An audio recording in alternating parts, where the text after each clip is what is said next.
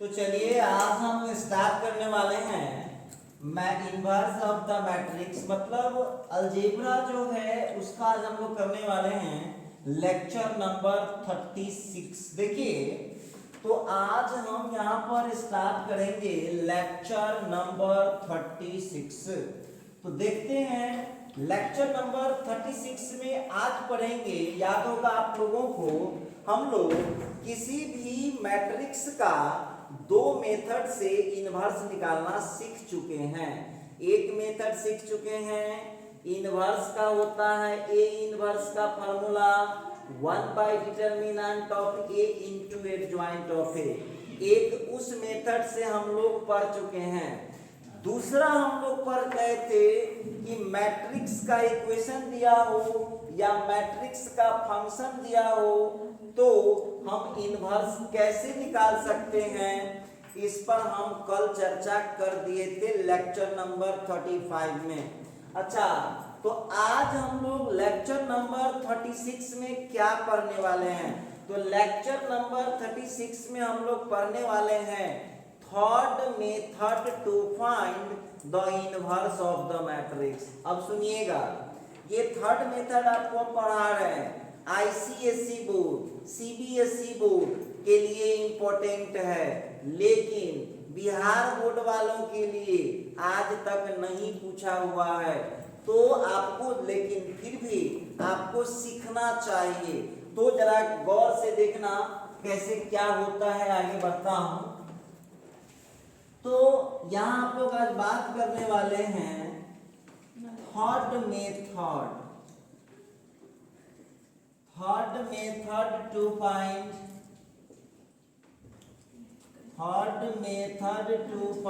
The inverse of the non singular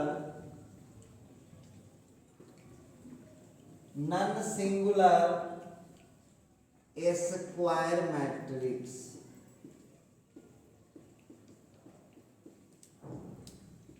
देखिए, आज हम लोग पढ़ने वाले हैं कि किसी मैट्रिक्स का एक और मेथड है, किसी भी नॉन सिंगुलर मैट्रिक्स का, हम लोग नॉन सिंगुलर स्क्वायर मैट्रिक्स का आज हम लोग इनवर्स निकालना पड़ेगा।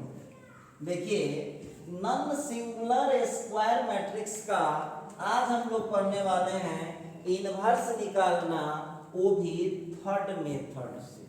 तो भाई थर्ड मेथड क्या है? तो थर्ड मेथड है, इसमें आज हम लोग पढ़ेंगे, आज हम लोगों को पढ़ना है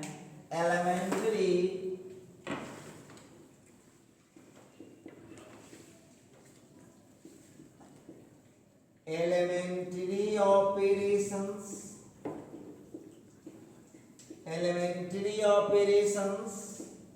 और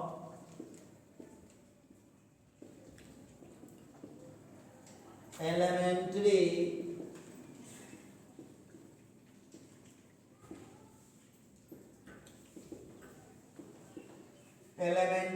ट्रांसफॉर्मेशंस मेथड। देखिएगा, तो आज हम लोग पढ़ेंगे एलिमेंट्री ऑपरेशन और एलिमेंट्री ट्रांसफॉर्मेशन मेथड से हम लोग कैसे निकाल पाते हैं किसी मैट्रिक्स का इनवर्स, हम लोग निकाल पाएंगे किस तरह से। तो सबसे पहले तो आप लोग इसके बारे में समझिए कि एलिमेंट्री ऑपरेशन या एलिमेंट्री ट्रांसफॉर्मेशन मेथड क्या होता है। तो चलिए, इसमें हम लोगों को कई सारे रूल्स फॉलो करने पड़ते हैं। तो चलते हैं, लिखिएगा, आगे लिखेंगे when we apply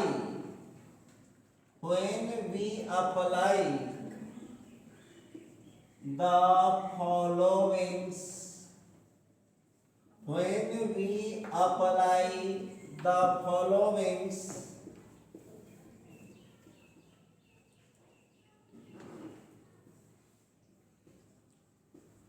transformations on any non-singular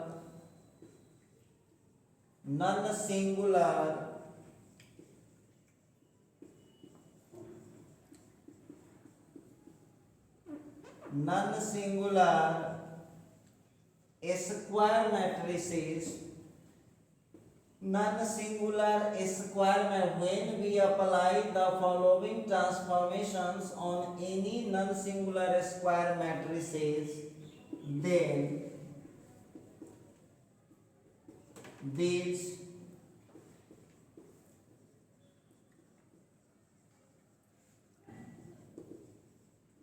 transformations are called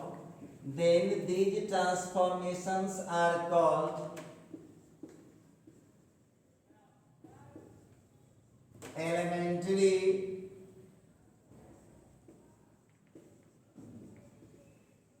operations or elementary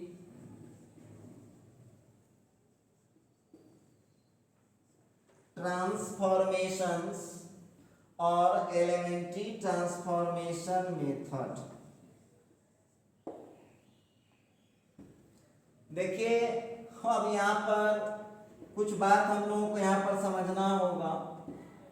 पहले लिख लेता हूँ फिर आपसे बात करता हूँ। आप लोग हमारे साथ अभी नोट करिए, फिर बात करता हूँ आपसे, क्योंकि बिना बात किए हुए तो कुछ होने वाला है नहीं। ए नंबर में लिखता है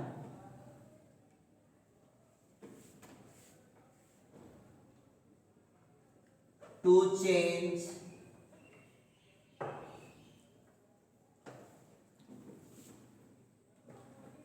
any two row or columns, to change any two rows or columns into each other। जरा हम लोगों को समझना होगा। To change any two rows or columns into each other। Second number है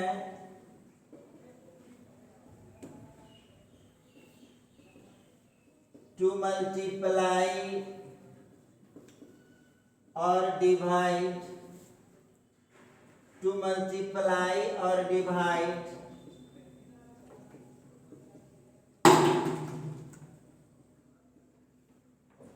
the elements of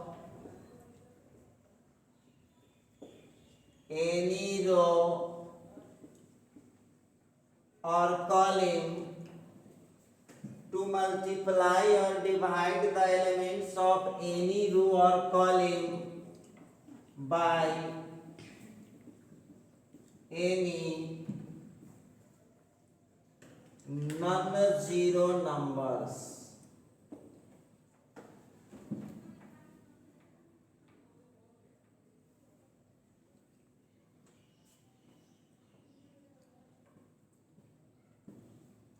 C number में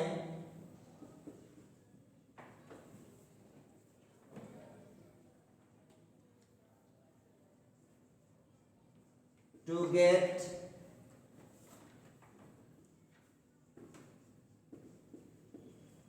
the addition or subtraction of any two rows or columns। D number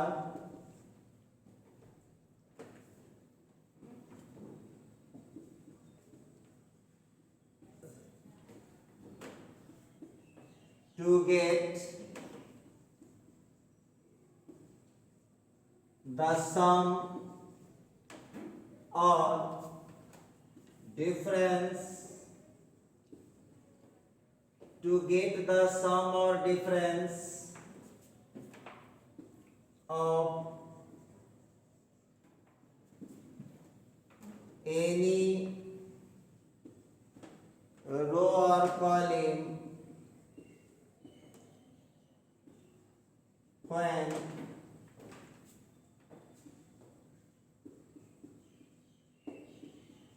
multiply or divide by any non-zero divide by any non-zero numbers to any row और columns. आइए अब हम लोग यहाँ पर बात करेंगे, जरा देखिएगा। सबसे पहले तो आप लोग जितने भी स्टूडेंट हैं जो हम यहाँ पर लिखे हैं इसका सब लोग स्क्रीनशॉट ले लीजिए, बाद में अपना रिलैक्स माइंड से उतारते रहिएगा। इसका स्क्रीनशॉट आप लोग ले लीजिए।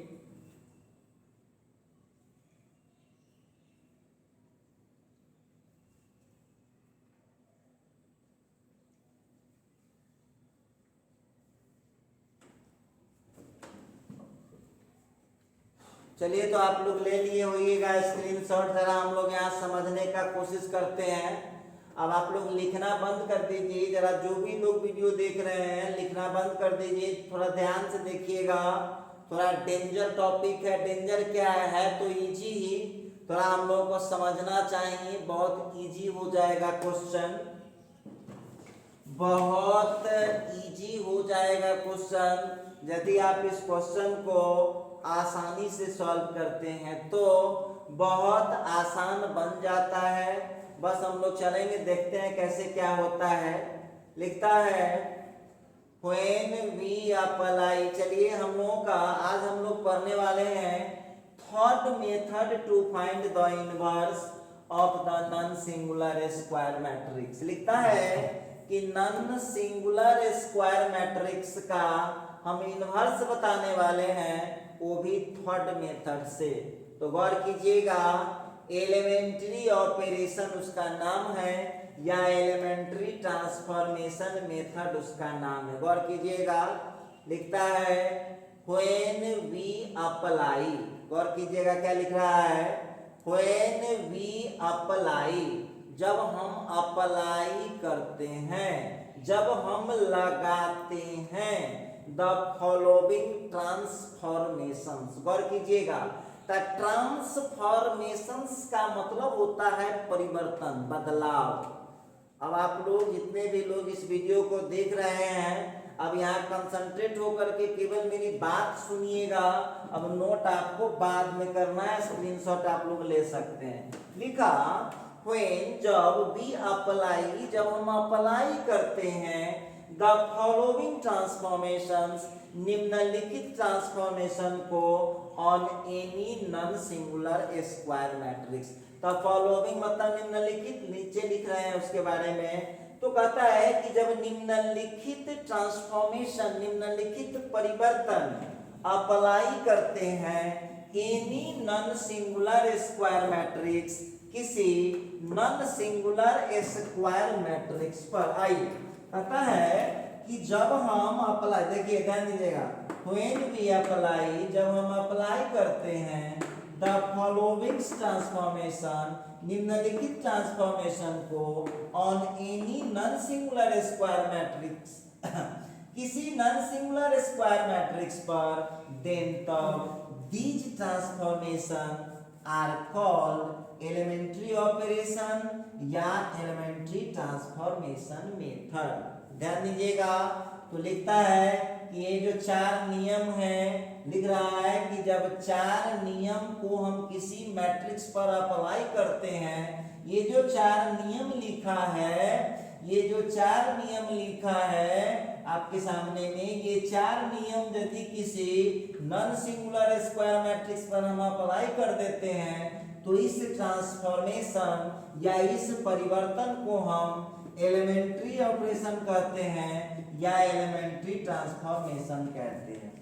लिखा व्हेन जब भी अप्लाई हम लगाते हैं फॉलोइंग ट्रांसफॉर्मेशन निम्नलिखित ट्रांसफॉर्मेशन को on any non singular square matrices किसी नॉन सिंगुलर स्क्वायर मैट्रिक्स पर देन तब दीज ट्रांसफॉर्मेशंस आर कॉल्ड तो इस ट्रांसफॉर्मेशंस को कहा जाता है एलिमेंट्री ऑपरेशन या एलिमेंट्री ट्रांसफॉर्मेशन। तो आप लोगों को स्टूडेंट हैं आप लोगों को समझना है ये जो हम ABCD 4 रूल लिखे हैं ये 4 रूल किसी मैट्रिक्स पर अप्लाई कर दिया जाएगा तो उसमें जो परिवर्तन आ जाता है तो इस मेथड का नाम पड़ जाता है एलिमेंट्री ट्रांसफॉर्मेशन या एलिमेंट्री ऑपरेशन मेथड। अब सब लोग ये जानने के लिए एक्साइटेड है कि सर वो 4 नियम क्या है। जरा ध्यान से सुनिएगा, जब कभी भी एलिमेंट्री ट्रांसफॉर्मेशन लगाने के लिए वो बोलेगा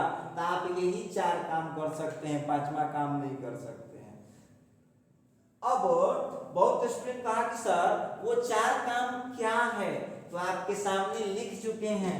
अब जरा इसको समझने का कष्ट कीजिएगा, देखिए ध्यान दीजिएगा।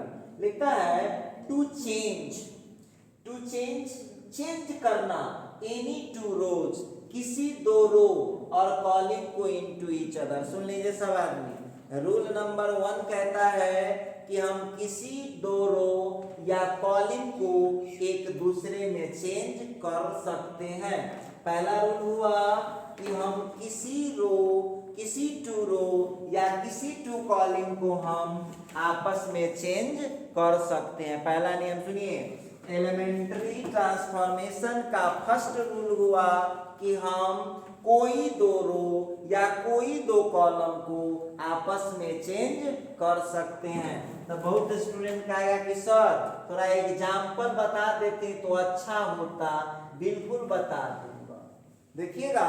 अब हम एक एग्जाम्पल लिखते हैं, इसका मतलब है कि R1 को हम चेंज कर सकते हैं R2 में और R2 को चेंज कर सकते हैं R1 में। उसी तरह से या R3 में भी कर सकते हैं। R1 को हम R2 या R3 में कर सकते हैं, उसी तरह से R2 या R3 को हम R1 में कर सकते हैं। रोका हो गया। उसी तरह से आप यहाँ पर देखिए कुछ कॉमन सेंस भी लगाइए, बेवकूफ वाली बात तो चलेगा नहीं। जब R2 को आप ट्रांसफर कीजिएगा तो या तो यह R1 में चेंज होगा या तो ये R3 में चेंज होगा। उसी तरह से यदि हम यहाँ पर चेंज करेंगे R3 को तो R3 कहाँ चेंज हो सकता है, या तो R1 में चेंज होगा या तो R2 में चेंज होगा। अच्छा, उसी तरह से थोड़ा सोचिए, हम C1 को भी वही काम कर सकते हैं। कॉलम 1 जो है वो ट्रांसफर किया जा सकता है कॉलम 2 और कॉलम 3 में, और उसी प्रकार से कॉलम 3 और कॉलम 2 को ट्रांसफर किया जा सकता है कॉलम 1 में। दिमाग लगाइए, आपका पहला रूल कहता है कि किसी रो या किसी कॉलम को, यहाँ है रूल नंबर 1, किसी row to change any 2 rows, to change बदलना एनी 2 रोज किसी भी 2 रो या कॉलम को इनटू ईच अदर एक दूसरे में। क्या लगाया पहला, टू चेंज बदलना एनी 2 रोज किसी 2 रो और कॉलम को इनटू ईच अदर एक दूसरे में। रूल नंबर 1 का ये एग्जांपल था। अगला देखिए क्या बोलता है, ध्यान दीजिएगा। टू मल्टीप्लाई, ध्यान से सुनिए उसको, रूल को। टू मल्टीप्लाई, मल्टीप्लाई मतलब गुना करना या डिवाइड भाग करना the elements of any row और कॉलम। ध्यान से सुनते रहिएगा। टू मल्टीप्लाई गुना करना और डिवाइड भाग करना the elements of any row, किसी रो या किसी कॉलम के एलिमेंट्स को हम गुना कर सकते हैं या भाग कर सकते हैं bye any non zero number. देखिए मैं साइंस पढ़ रहे हैं, सब काम में लॉजिक होता है। कह रहा है कि मल्टीप्लाई और डिवाइड करना हो सकता है किसी रो या किसी कॉलम के एलिमेंट को bye any non zero number, किसी नॉन जीरो नंबर। अब बहुत विद्यार्थी यह ना पूछेगा नॉन जीरो नंबर क्या है, तो नॉन जीरो का मतलब हुआ जीरो को छोड़कर, जीरो को छोड़कर किसी नॉन जीरो नंबर से किसी रो या कॉलम के एलिमेंट को हम गुना भी कर सकते हैं, भाग भी कर सकते हैं। तो आप लोग अपनी भाषा में समझिए, वो इंग्लिश ऐसे ही लिखा रहता है। पहली बात, क्योंकि स्टूडेंट है जो याद रहेगा वह साथ जाना है।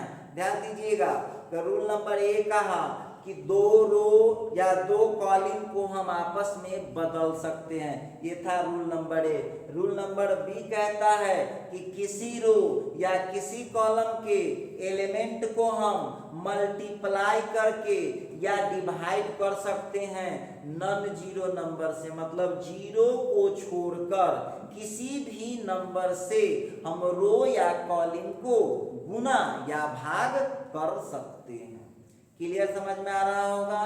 तो देखिए, अब बहुत विद्यार्थी कहेगा कि सर जी थोड़ा बी नंबर का एग्जांपल दीजिए तो हम समझें। बिल्कुल दूंगा।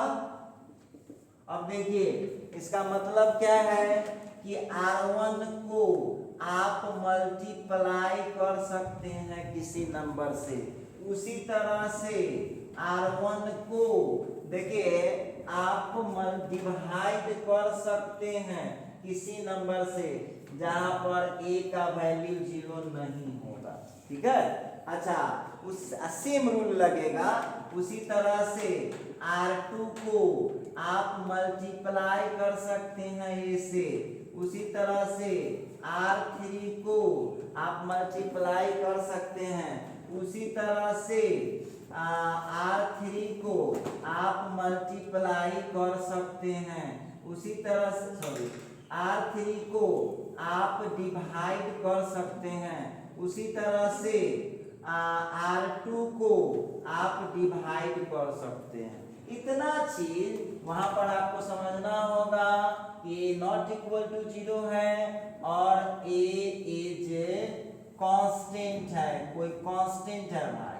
देखिए, ये ऐसे ही आपकी जानकारी, ठीक। और जो नियम रो के लिए लगा है सेम रूल लगेगा कॉलम के लिए।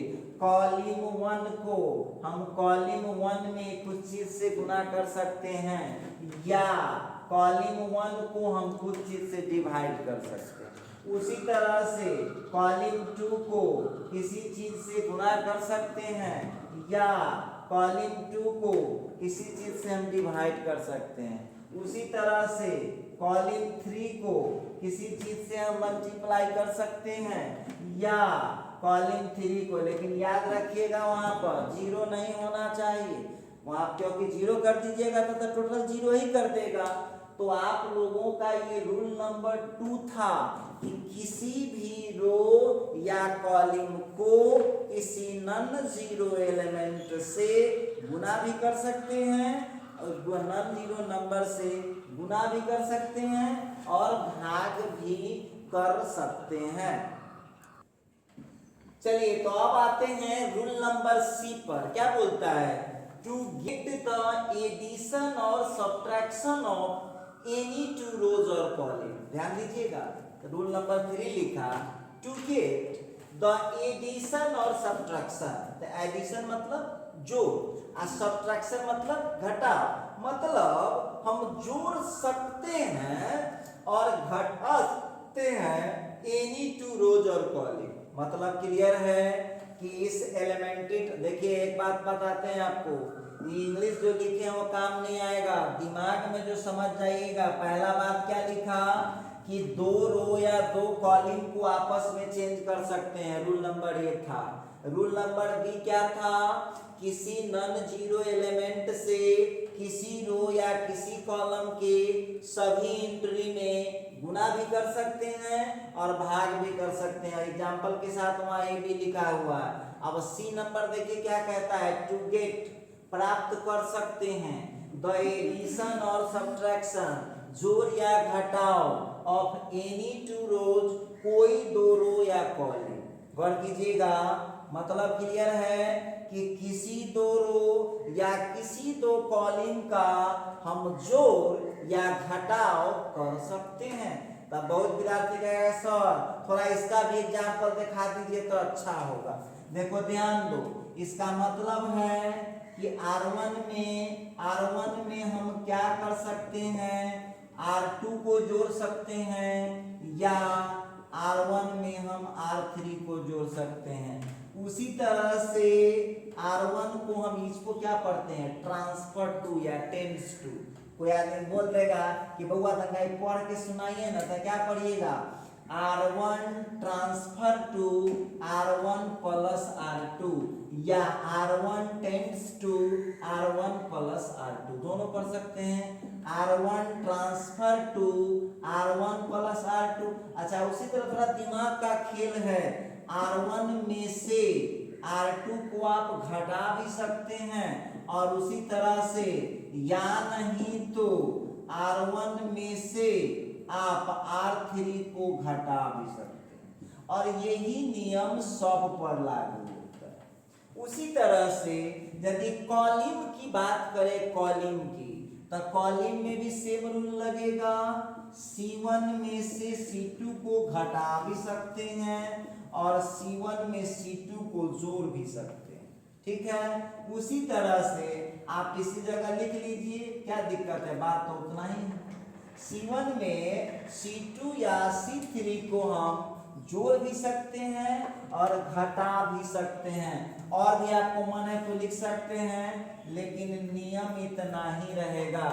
तो ये हम बता रहे थे आपको रूल नंबर 3, बहुत इंपॉर्टेंट रूल सब है। रूल नंबर 3 था ये। चलिए, तो रूल नंबर 3 क्या कहता है, कोई दो रो या कोई दो कॉलम को आपस में जोड़ भी सकते हैं और घटा भी सकते हैं। इसका इंग्लिश भी देख लीजिए, टू गेट द एडिशन, जोड़ या सब्ट्रैक्शन मतलब घटाव ऑफ एनी टू रोज और कॉलम, किसी दो रो या किसी दो कॉलम का जोड़ प्राप्त किया जाता है और या घटाव प्राप्त किया जाता है। ये सामने रहा एग्जाम्पल। चलिए आगे बढ़ते हैं, देखते हैं मामला क्या है, नहीं है तो वक्त ही बताएगा हम क्या बोले, जो होगा मंजूरी खुदा होगा। चलिए अब हम बात करेंगे एग्जाम्पल डी पर। डी क्या कहता है पहले समझिए, नहीं समझेंगे तो काम खराब हो जाएगा, समझना पड़ता है। आप कैसे खुश रहते हैं उससे तो मतलब है नहीं, पढ़ाई है तो पढ़ाई तो होता है पढ़ाई। लिखता है टू गेट द सम और डिफरेंस ऑफ एनी रो और कॉलम। ध्यान दीजिएगा, टू गेट मतलब प्राप्त करना, द सम जोड़ और डिफरेंस मतलब घटाव ऑफ एनी रो और कॉलम, किसी रो या किसी कॉलम का जोड़ या घटाव प्राप्त किया जा सकता है व्हेन, जब मल्टीप्लाई और डिवाइड, मल्टीप्लाई और डिवाइड किया जाएगा by any non zero number to any row और कॉलम। ध्यान दीजिएगा, बात पर गौर कीजिए, क्या कहता है, टू गेट प्राप्त करना, सम मतलब जोड़, डिफरेंस मतलब घटाव, एनी रो और कॉलम किसी रो या किसी कॉलम का, व्हेन मल्टीप्लाई जब मल्टीप्लाई होगा या डिवाइड होगा एनी नॉन जीरो नंबर से टू एनी रो और कॉलम। हाँ, बहुत विद्यार्थी कहा कि सर जी इसका मतलब क्या हो रहा है, तो इसका मतलब हो रहा है कि किसी रो या किसी कॉलम को किसी नॉन जीरो नंबर से मल्टीप्लाई या डिवाइड करके किसी दूसरे रो या दूसरे कॉलम में जोड़ा भी जा सकता है और घटाया भी जा सकता है। सुन लीजिएगा मेरी बात को, टू गेट द सम और डिफरेंस, जोड़ या घटाव प्राप्त कर सकते हैं एनी रो और कॉलम, किसी रो या कॉलम का, व्हेन मल्टीप्लाई जब मल्टीप्लाई या डिवाइड कर देते हैं एनी नॉन जीरो नंबर किसी नॉन जीरो नंबर से टू एनी रो और कॉलम। तो इसको जरा अपने भाषा में समझिएगा, किसी रो या किसी कॉलम के सभी एंट्री को जब किसी नॉन जीरो नंबर से मल्टीप्लाई या डिवाइड मतलब गुना या भाग करके किसी दूसरे रो में हम जोड़ भी सकते हैं और घटा भी सकते हैं। देखिए रूल क्या कहा, हम फिर से रिकॉल करते हैं। पहला रूल, दो रो दो कॉलम को आपस में चेंज कर सकते हैं।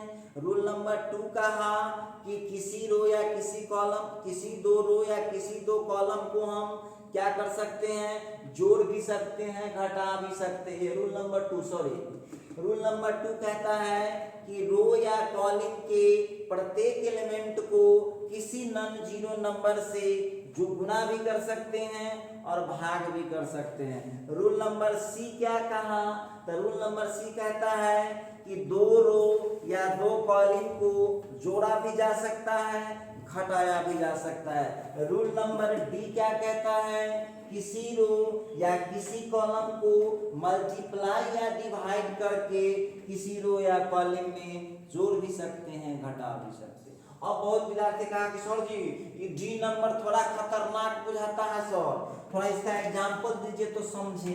तो देख लीजिएगा, ध्यान दीजिएगा कैसे रहता है, लिखिएगा R1 transfer to R1 plus A into R2 या A इंटू R3। देख लीजिए यही कमाल है। या इसको लिख सकता है R1 minus A into R2 या A इंटू R3। अब देखिए जरा आप लोग ध्यान दीजिएगा, हुआ क्या है गौर कीजिएगा।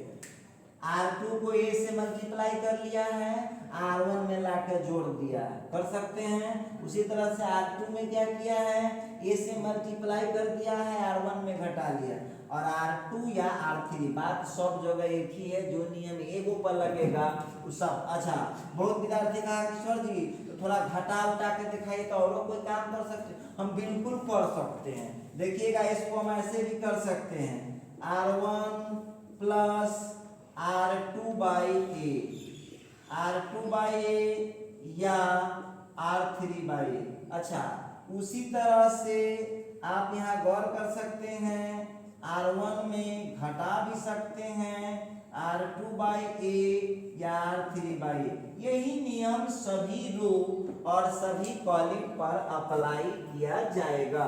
अच्छा ठीक है।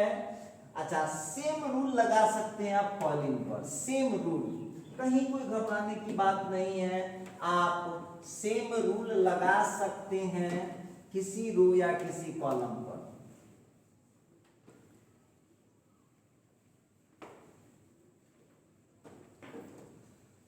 तो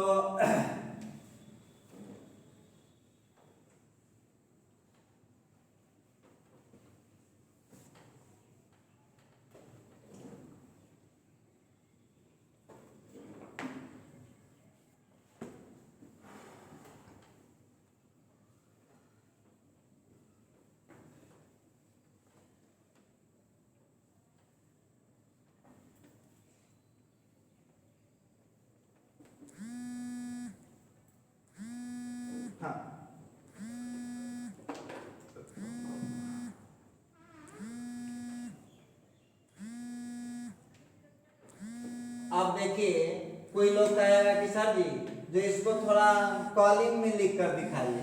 अरे हम क्यों, आप खुद लिख सकते हैं। देखिए C1 transfer to C1 plus C2 by A या C3 बाई A। लीजिए क्या किए, भाग करके जोड़ दिए। उसी तरह से आप लिख पाएंगे, या नहीं तो C1 minus C2 by A या C3 बाई A कर सकते हैं। उसी तरह से C1 plus C2 into A या C3 इंटू A, या फिर हम लिख सकते हैं C1 minus C2 into A, C2 into A, C2 into A और C3 इंटू A। अब देखिए बात सब जगह एक ही। देखिए क्या किया हुआ है, इसको जरा गौर से देखिएगा। किसी नॉन जीरो एलिमेंट से C2 को गुना किया है और इस C1 में ले जाके घटा दिया। तो आप लोगों को रूल नंबर 4 को कैसे समझना है, रूल नंबर 4 को समझना है कि एलिमेंट्री ट्रांसफॉर्मेशन में किसी रो या किसी कॉलम में किसी नॉन जीरो एलिमेंट से मल्टीप्लाई करके, हम मल्टीप्लाई या डिवाइड करके किसी दूसरे रो या दूसरी कॉलम में जोड़ भी सकते हैं और घटा भी सकते हैं। तो ये था हम लोगों का 4 नियम जिसको हम लोग लिख सकते हैं। एलिमेंट्री ट्रांसफॉर्मेशन मेथड यदि हमको बोलता है क्वेश्चन बनाने के लिए तो आपको ये 4 नियम ही कर सकते हैं, 5वां रूल आप अप्लाई नहीं कर सकते हैं। तो चलिए, ये तो था एक टॉपिक, फिर आगे थोड़ा बढ़ाते हैं हम लोग इसको। अब अगला है equivalent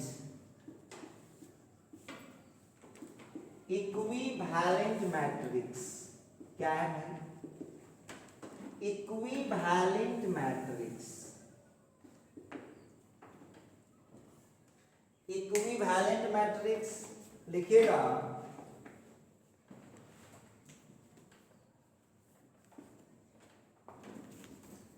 the matrix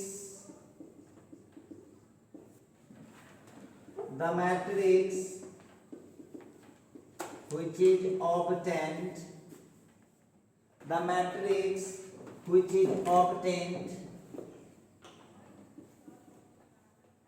by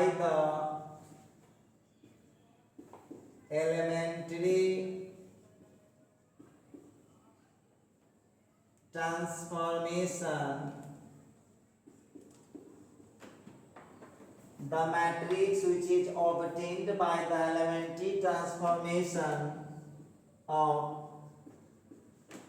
given matrix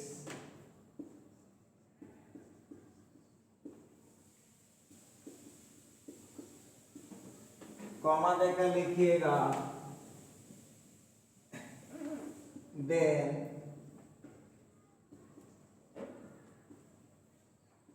both matrices are called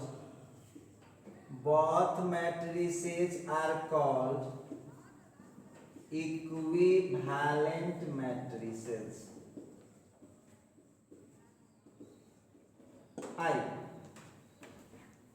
अब यहां हम लोग का लिखा है इक्विवेलेंट मैट्रिक्स। क्या होता है?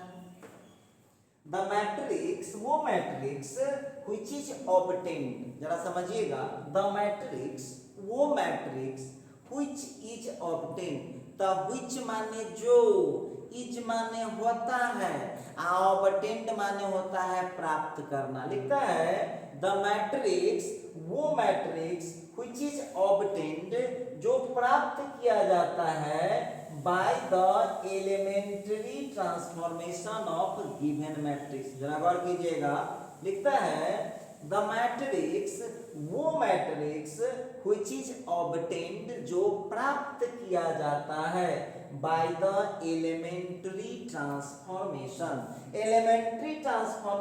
of given matrix। तो देखिए, हम बार बार बोलते हैं, इंग्लिश तो रजिस्टर में रह जाता है, अब बुक में बहुत ही इंग्लिश देले हैं, हम जो पढ़ाएंगे ना तो ओकरो 2-3 मोटका रजिस्टर बनता है। ये सब काम नहीं आने वाला है। क्या समझना चाहिए हम लोगों को? जब किसी मैट्रिक्स पर हम एलिमेंट्री ट्रांसफॉर्मेशन लगाते हैं तो जो मैट्रिक्स प्राप्त होता है उसी मैट्रिक्स का नाम पड़ता है, कौन मैट्रिक्स? एलिमेंट्री ट्रांसफॉर्मेशन लगाने के बाद जो नया मैट्रिक्स प्राप्त होता है तब उस दोनों मैट्रिक्स को कौन मैट्रिक्स बोलते हैं? Equivalent matrix. चलिए, तो नीचे हम इसको समझेंगे, थोड़ा सा और समझेंगे इसको। मान लिया जाए, हम लोग यहां पर मान लेते हैं, late A is given matrix, A is given matrix, A दिया गया मैट्रिक्स है and B is the matrix which is obtained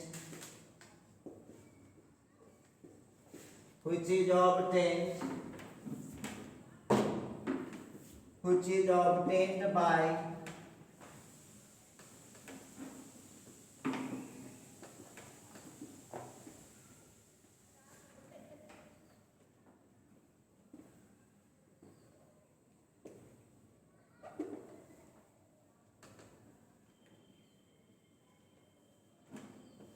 which is obtained by the elementary transformation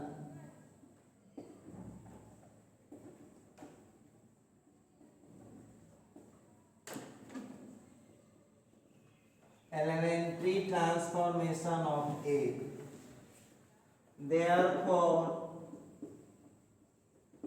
A and B are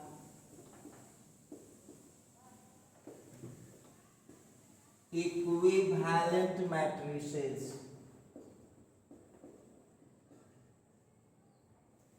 Therefore A and B are equivalent matrices. It is denoted as, देखिए ध्यान दीजिएगा, A से प्राप्त हुआ है B, तो इसको लिखेंगे हम लोग कि A और B इक्विवेलेंट मैट्रिसेज है। चलिए एक बार फिर समझते हैं हम लोग, कोई बात नहीं है। द मैट्रिक्स, वो मैट्रिक्स which is obtained, जो प्राप्त किया जाता है by the elementary transformation of given matrix, मतलब जो मैट्रिक्स दिया हुआ है उस मैट्रिक्स के एलिमेंट्री ट्रांसफॉर्मेशन से जो मैट्रिक्स प्राप्त होता है, देन तब बोथ मैट्रिसेस, तो दोनों मैट्रिक्स को आर कॉल कहा जाता है इक्विवेलेंट मैट्रिसेस, तो दोनों मैट्रिक्स को इक्विवेलेंट मैट्रिसेस कहा जाता है। आइए उसके नीचे मान लिया जाए, let A is given matrix, A कोई दिया गया मैट्रिक्स है and B is the matrix, और B वो मैट्रिक्स है which is obtained, जो प्राप्त हुआ है by the elementary transformation of A। Clear है? यहाँ क्या लिखा, A दिया गया मैट्रिक्स है और B वो मैट्रिक्स है जो A के एलिमेंट्री ट्रांसफॉर्मेशन से मिला है।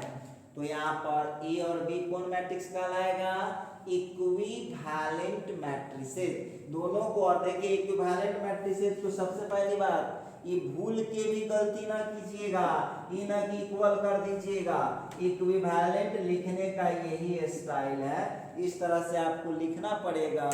तो आप लोगों को अब बहुत विद्यार्थी कहेगा कि सर जी हम लोग इसको कैसे समझेंगे, तो समझिए अपने लैंग्वेज में। एक मैट्रिक्स हमको देगा, एलिमेंट्री ट्रांसफॉर्मेशन करने के बाद जो नया मैट्रिक्स मिलेगा, तो ये दोनों मैट्रिक्स अब कौन मैट्रिक्स कहलाएगा, इक्विवेलेंट मैट्रिक्स। क्लियर है? अच्छा, मतलब स्पष्ट है, किसी मैट्रिक्स के एलिमेंट्री ट्रांसफॉर्मेशन से नया मैट्रिक्स मिलता है तो उस दोनों मैट्रिक्स को हम बोलते हैं इक्विवेलेंट मैट्रिक्स। चलिए, तो ये तो मैं बात कर रहा था इक्विवेलेंट मैट्रिक्स पर, थोड़ा सा और मामला को बढ़ाते हैं, फिर स्टार ला करके टॉपिक को बदलते हैं। अब है एलिमेंट्री मैट्रिक्स। लीजिए, अब ये एलिमेंट्री मैट्रिक्स क्या है भाई, एलिमेंट्री मैट्रिक्स क्या है देखना पड़ेगा। लिखिएगा एलिमेंट्री मैट्रिक्स में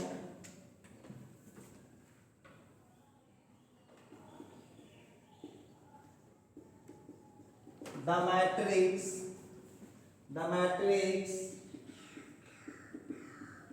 which is obtained, the matrix which is obtained, the matrix which is obtained by the single elementary transformation, single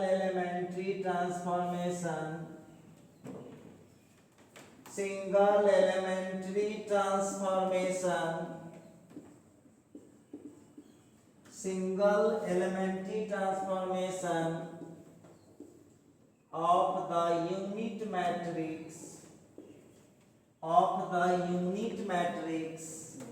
the matrix which is obtained by the single elementary transformation of the unit matrix is called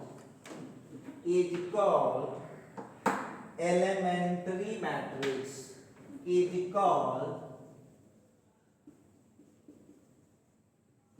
elementary matrix, is called elementary matrix। चलिए थोड़ा सा हम बात करते हैं इस matrix पर क्या कहना चाहता है।